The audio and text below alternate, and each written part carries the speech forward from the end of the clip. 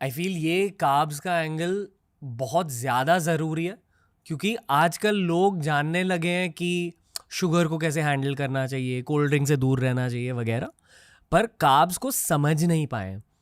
जो मैंने कहा कि मैं प्रोसेस खाना नहीं लाता घर पे, उसका भी रीज़न यही है कि ज़्यादा मैदा होता है अक्सर प्रोसेस खाने में। जो स्नैक्स हम बाज़ार से ख़रीदते हैं या जो चीज़ें पैकेट से निकलते हैं या इंस्टेंट नूडल्स, बहुत ज़्यादा मैदा होता है। अगर आपने लोग से कहा कि मैदे को अवॉइड करो, वो समझ लेते हैं, पर थोड़ा सा कार्ब्स का लॉजिक समझना भी ज़रूरी है मेरे अकॉर्डिंग। मेरा पहला सवाल आपके लिए ये है कि जितने भी क्लाइंट्स आपके पास आते हैं, क्या वो कार्बोहाइड्रेट्स को अच्छे से समझते हैं या नहीं, और उस आपके वो 4 मील्स के चार्ट में आप कैसे समझाते हो कार्बोहाइड्रेट्स को?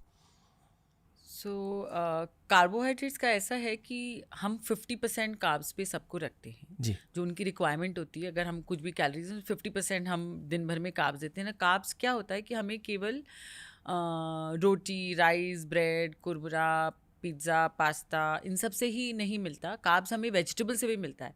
In fact vegetables are only carbs, fruits are only carbs. Vegetable में थोड़ा प्रोटीन होता है, फ्रूट्स में तो बहुत ही कम प्रोटीन होता है। एंड हमको कार्ब्स दूध से भी मिलता है, कुछ amount is in the milk. जहाँ पे कार्ब्स नहीं होता बिल्कुल भी is non veg, egg, chicken, fish, meat, उनमें कार्बोहाइड्रेट्स नहीं होता, it's only fat and protein. Now मैंने आपको बताया था कि कार्ब्स के वजह से ही जो कार्ब्स मतलब अनाज होते हैं, जो कि कोई भी मिलेट्स हुआ और कोई भी ग्रेन्स हुआ, सब में कार्ब्स होता है, दालों में भी कार्ब्स होता है। तो this is what makes the bulk of your stool. तो आपको कॉन्स्टिपेशन अवॉइड करना है, या हम चाहते हैं कि हमारे क्लाइंट्स को कॉन्स्टिपेशन नहीं हो, इसके लिए हमको उनको हर मील में कुछ ना कुछ कार्ब्स देना पड़ता है। बट हम लोग कभी कभी कॉम्प्रोमाइज़ करते हैं कार्ब्स देने में। कभी हम देखते हैं एक्टिविटी क्या है, जो भी हमारे पास कोई क्लाइंट आया या पेशेंट आया तो उनकी एक्टिविटी लेवल क्या है। उनकी एक्टिविटी ज़्यादा अगर शाम के तरफ है तो हम उनको डिनर पे भी कार्ब्स देते हैं, और अगर उनकी एक्टिविटी शाम की तरफ से कम हो जाती है तो हम डिनर में कार्ब्स कम देते हैं। और काफ़ी लोगों को बिना कार्ब्स खाए नींद नहीं आती, तो उनको हम ज़रूर से डिनर पे कार्ब्स देते हैं। तो एक मिथ है कि हमको कार्ब्स पे डिनर पे तो कार्ब्स खाना ही नहीं चाहिए, हम बिलीव ही नहीं करते उस बारे में। इट इज़ टू जैसे ईच देयर सबके, ओन। हाँ, टू ईच देयर ओन। सो इस पे हम बिलीव करते हैं। तो कार्ब्स मेरे ख्याल से इंस्टेड ऑफ टेकिंग, जैसे अगर मुझे मन करेगा 3 चपाती खाने के लिए, आई शुड स्टॉप एट 2। अगर मेरे को इतना सारा राइस चाहिए तो I will eat this much. तो कार्ब कंट्रोल करना चाहिए, ओमिट नहीं करना चाहिए, बिकॉज लोग पागल हो जाते हैं कार्ब्स के साथ, 10 रोटियां खाते हैं, इतनी ज़्यादा बिरयानी खाते हैं।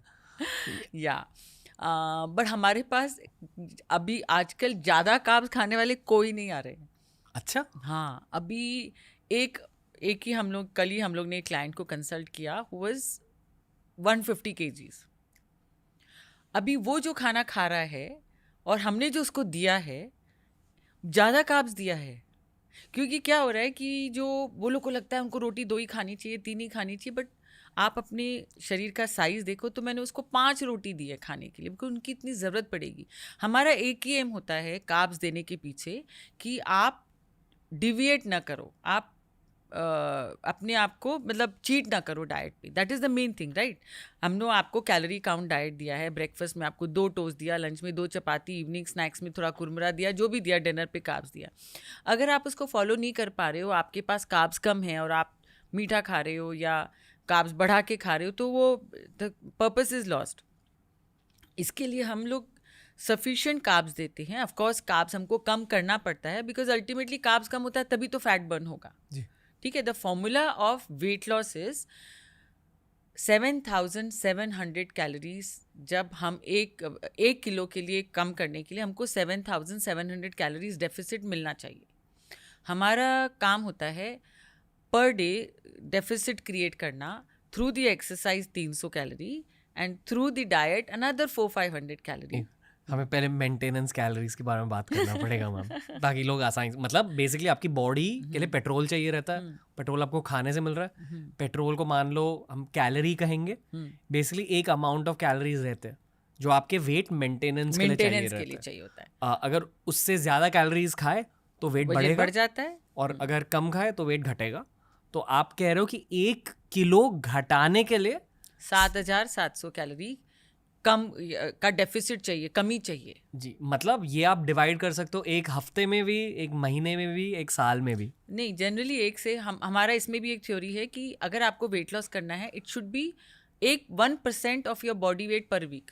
1% of body weight per week, तो अगर आप 70 किलो के हो तो 700 ग्राम हर हफ्ते। हर हफ्ते is the maximum you should lose. उससे ज़्यादा आपने कम किया तो इसका मतलब आप मसल लॉस कर रहे हो, या इम्यूनिटी कम हो रही है, या आप बीमार पड़ जाओगे। तो हमारा एक स्टैंडर्ड रूल है, अगर मेरे पास जैसे हमारे यहाँ 12 से 15 न्यूट्रिशनिस्ट हैं, अगर कोई भी क्लाइंट का ज़्यादा वेट लॉस होता है, वो सीधा पेपर लेके मेरे पास आती हैं कि मैम इनका वेट लॉस ज़्यादा हो रहा है, कहाँ पे क्या करना है। तो अक्सर क्या होता है, गलती क्या होती है उसमें? तो उसमें इसके मतलब हम लोग के कैलोरी कैलकुलेशन में गड़बड़ हो गई, उनमें मसल ज़्यादा होगा, तो हम लोग को तुरंत डाइट चेंज करके कार्बोहाइड्रेट्स ऐड करने पड़ते हैं। या वो क्लाइंट फैट नहीं डाल रहा है अपने खाने में, सबको लगता है कि हम डाइट पे जा रहे हैं तो ऑयल तो नहीं लेना चाहिए, तो हमको वो सब रीचेक करना पड़ता है। So this is about carbohydrate control, protein sufficient, enough fats and enough fibre is, वो आपको हेल्प करेगा अपने वेट को कम करने के लिए। एक इंडियन पर्सपेक्टिव से सबसे जो कॉमन कार्बोहाइड्रेट सोर्सेज होते हैं, रोटी, राइस, चावल। आई डोंट नो कितने लोग मिलेट्स खाते हैं आजकल, ज्वार, सभी बाजरा। मिलेट्स खा के आ रहे हैं मेरे पास। अच्छा। उनको लगता है गेहूं तो जहर है। क्या गेहूं जहर है? नहीं, the king of grains is गेहूं। तो गेहूं की कहानी ये है कि जो गेहूं में सबसे ज़्यादा, why it is called king of grains, क्यों इसको हम राजा बताते हैं सब अनाज का, क्योंकि उसमें कुछ वाइटामिन होते हैं कि बाकी ग्रेन्स में नहीं होते। जैसे आपने वो पिक्चर देखी थी धनक, जिसमें कि एक बच्चे को ब्लाइंडनेस हो जाती है, नाइट ब्लाइंडनेस, बिकॉज उसकी सौतेली माँ ने उसको बचपन से गेहूं का आटा की रोटी नहीं दी, केवल मिलेट्स की रोटी दी। तो इट इज़ अ वेरी, उन्होंने ऐसा दिखाया था। बट गेहूं में भी कुछ फ़ायदे होते हैं जो कि दूसरे में नहीं होता है। तो हमको खाली ट्रेंड के लिए मिलेट, ये गेहूं नहीं छोड़ देना चाहिए। अगर आप जो भी चीज़ को छोड़ दोगे तो आपका बॉडी उसको पचाना कम कर देगा या बंद कर देगा। तो हम कभी किसी क्लाइंट के खाने में से कुछ को ओमिट नहीं करते, चाहे पल्सेस हो, चाहे नॉनवेज हो, चाहे चिकन हो, चाहे दूध हो, चाहे दही हो, चाहे चीज़ हो। हम बोलते हैं आप कुछ भी ओमिट ना करें, क्योंकि आप वो बंद कर देंगे तो आपका बॉडी उसको धीरे धीरे पचाना बंद कर देगा। इसी तरह से गेहूं है। गेहूं, हम लोग चूँकि सब सालों से गेहूं की रोटी खा के बड़े हुए हैं, मिलेट्स की रोटी हम नहीं खाते थे। आपने भी, आप भी तो बहुत गेहूं खाया है लाइफ में। एग्जैक्टली। सो अगर आप उसको खाना बंद कर दोगे तो ग्लूटेन इंटॉलरेंस हो जाएगा, या उसमें आप नहीं इतने अच्छे से पचा पाओगे, ब्लोटिंग हो जाएगी। तो इसकी वजह से हम कहते हैं कि आप कोई भी ग्रेन पे कॉन्सेंट्रेट मत करो, have a mix of grains. जाड़ों में आप बाजरा खाओ, थोड़ी गर्मी देता है। गर्मियों में आप चावल या गेहूं की रोटी लो। तो कोई भी चीज़ को बंद नहीं करना चाहिए। That is about the carbohydrate. ज्वार, रागी, इन सारी चीज़ों को लेकर आपकी क्या राय है? सब में कुछ ना कुछ फ़ायदा होता है। हम लोग ने पूरा मिलेट्स पे एक वो भी किया था। रागी में आयरन एंड कैल्शियम ज़्यादा होता है, ज्वार में फाइबर थोड़ा ज़्यादा होता है, बट ऐसा नहीं कि गेहूं में फाइबर नहीं होता है। बट गेहूं के बारे में मैं आपको एक बात और बता दूं कि लोगों को पता होना चाहिए वाई गेहूं has become the bad boy. उसका रीज़न है, ये जो ग्लूटेन फ्री एंगल बताइए। गेहूं खराब नहीं है, गेहूं की पैदावार खराब है। क्योंकि आपको पता है कि जो हम कोई भी चीज़ को ज़्यादा प्रोड्यूस करने के लिए हमको फर्टिलाइजर्स यूज़ करने पड़ते हैं, और तो वो फर्टिलाइजर्स की जो यूज़ कर रहे हैं उसमें इतना ज़्यादा केमिकल्स है कि हमारी जो सॉइल है, मट्टी है, वो ख़राब हो गई है। तो उसकी वजह से जो जिंक और जो भी वाइटामिन्स होने चाहिए उसकी क्वालिटी कम हो गई है। तो वी हैड अ क्लाइंट जो कि she was the agricultural engineer और scientist, she was the scientist. तो उन्होंने बताया कि हम ऑल ओवर इंडिया पे हमने इस पे काम किया है। सब जगह पर हमारी मिट्टी में बहुत ज़्यादा फर्टिलाइजर्स एंड पेस्टिसाइड्स डालने की वजह से अभी जो पैदावार हो रही है उसमें कुछ ऐसे मॉलिक्यूल्स होते हैं जो कि एक्सेप्ट नहीं होते फॉर द गुड न्यूट्रिशन या गुड क्वालिटी। इसके वजह से जो ग्रेन्स एक्सपोर्ट होते थे वो कम हो गए हैं, बिकॉज सारी जगह रिजेक्ट हो रहे हैं। आपको पता है कि बेयर करके जो जर्मन कंपनी ने जो फर्टिलाइजर्स एंड पेस्टिसाइड बनाए हैं वो हम जर्मन से लेते हैं, but Germany will not accept any import of grains to their country because it has high levels of pesticide है जो भी. pesticides. Yeah, can you imagine? तो Europe is the only consortium जो कि अवॉइड करता है जिसमें पेस्टिसाइड ज़्यादा होते हैं, वो सब फूड को इंपोर्ट नहीं करता. पर हम भारतीय ठूस के खा रहे हैं. It's okay. But the government is working on this. वो लोग ऑर्गेनिक फर्टिलाइजर्स बना रहे हैं जो कि जिसकी वजह से हम लोग पहले जैसे यूज़ करते थे गोबर. तो they are trying to go to natural fertilisers और quality, but it will take, उन्होंने बताया जो एग्रीकल्चरल साइंटिस्ट हैं कि 20 से 25 साल लगेंगे. ओके. गेहूं को मैम अगले 25 सालों के रोटी खानी चाहिए या नहीं? अभी क्या है, आप इतना पोल्यूशन, इतनी हवा ऐसी लेते हो तो क्या है, क्या तो मजबूत है. सब. हाँ, बट कोशिश करके हमको अच्छी क्वालिटी का गेहूं यूज़ करना चाहिए. But I don't know from where to get अच्छी क्वालिटी गेहूं. खुद उगाओ. हफ्ते में कितनी बार रोटी खानी चाहिए?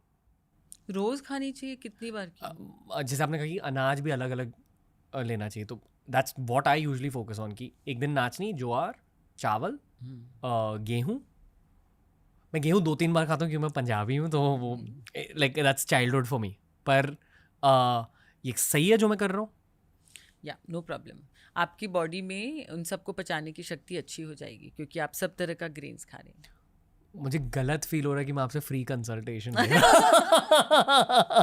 Always welcome. आप इतना अच्छा कर रहे हो सबके लिए, तो ये तो बहुत कम रूप में आपको मैं कुछ दे पा रही हूँ. वैसे आज तो ये मोस्टली विमेन्स ओरिएंटेड कॉन्वर्सेशन है, but maybe at some point actually free consultation लूंगा for a men special episode, क्योंकि आई फील कि कुछ तो न्यूआंसेस होंगे. Of course, we have many male actors who have come to us, very very well known, and they have truly benefited. Okay. बहुत सवाल है उस टॉपिक को लेकर और वो नहीं पूछूंगा क्योंकि आज लोगों को डाइट के बारे में जानना. तो ground rule of carbohydrates is गेहूं इज ओके टू हैव. और अनाज बदलते रहो. बदलना आपकी मर्जी पर है. मैं इसमें वापस से मेरा एक ही डायलॉग होता है कि खाओ मन पसंद. अगर आपको गेहूं पसंद है तो आप खाइए, मैं मना नहीं करने वाली. आपको बाजरा पसंद है तो वो खाइए. कोई महाराष्ट्र में आता है वो ज्वार भाकरी खाता है, आई सेड गो अहेड. कोई राजस्थान से आएगा जो कि बाजरा खा रहा होगा, आई सेड कोई प्रॉब्लम नहीं है. जहाँ पे जो उगता है वो खाओ. लोकल प्रोड्यूस खाना अच्छा होता है.